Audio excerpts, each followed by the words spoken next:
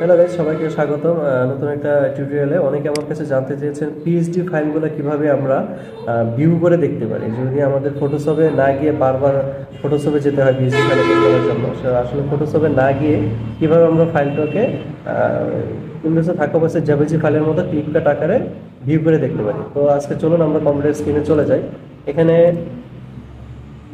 Computer স্ক্রিনে চলে যাই। এখানে আপনারা দেখতে পাচ্ছেন কিছু ফাইল এখানে রয়েছে, যেগুলো সব পিএইচডি আকারে রয়েছে, এবং এগুলাকে আমরা করবো কি একটা সফটওয়্যার মাধ্যমে আমরা এই জেপিজি ফাইল নিচে যেরকম দেখাচ্ছে সেরকম দেখানোর মতো করে ভিউ করবো। তো সফটওয়্যারটা আমি কালেক্ট করেছি এবং আপনাদের জন্য সফটওয়্যারটা আমি ডেসক্রিপশন বক্সে দিয়ে দিব।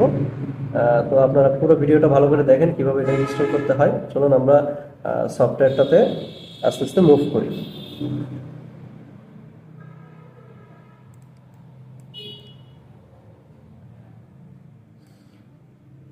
এই হচ্ছে আমাদের সফটওয়্যারটা। আমরা এটাকে আসলে ইনস্টল করব অন বাই অন। তো এটার ভিতরে বলে রাখি যে গুগল ড্রাইভে একটা পাসওয়ার্ড দেওয়া থাকবে, সফটওয়্যারটা জিপ করা থাকবে। তো পাসওয়ার্ডটা ভিডিওতে দেওয়া থাকবে, আপনারা পুরো ভিডিওটা দেখবেন, ভিডিও থেকে পাসওয়ার্ডটা কালেক্ট করে নেবেন। এটা আমরা ওপেন করব।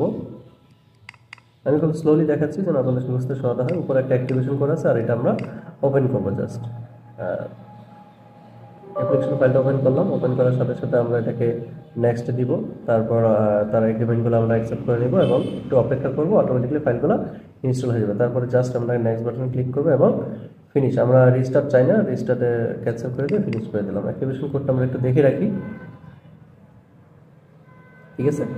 এখন আমরা চাই দেখি যে আসলে আমাদের পিএইচডি ফাইলগুলো জেপিজি ফাইলের মতো ভিউ কার্ডের মতো হয়েছে কিনা। এই দেখেন, সকল পিএইচডি ফাইলগুলো কিন্তু খুব সহজেই আমরা দেখতে পাচ্ছি, এখন ওপর থেকেই দেখতে পাচ্ছি। তো এরকম যদি আরেকটা আমরা স্যাম্পল উদাহরণ হিসেবে যাই, যে ব্যাকিং দাও আবার আরেকটা ফাইলে যাই, এখানে দেখেন যে একটা পিএইচডি ফাইল এখানে আছে, সেটাকে যদি আমরা জাস্ট ভিউ করি, বড় করি বা লার্জ করি, সাথে সাথে সে ফাইলটা আমরা কি দেখতে পাচ্ছি যে আসলে পিএইচডি ফাইলের ভিতরে কি আছে। তো আজকের মধ্যে এই পর্যন্তই। ভালো থাকবেন। নতুন কোনো ভিডিও নিয়ে নতুন করে আবার হাজির হবো।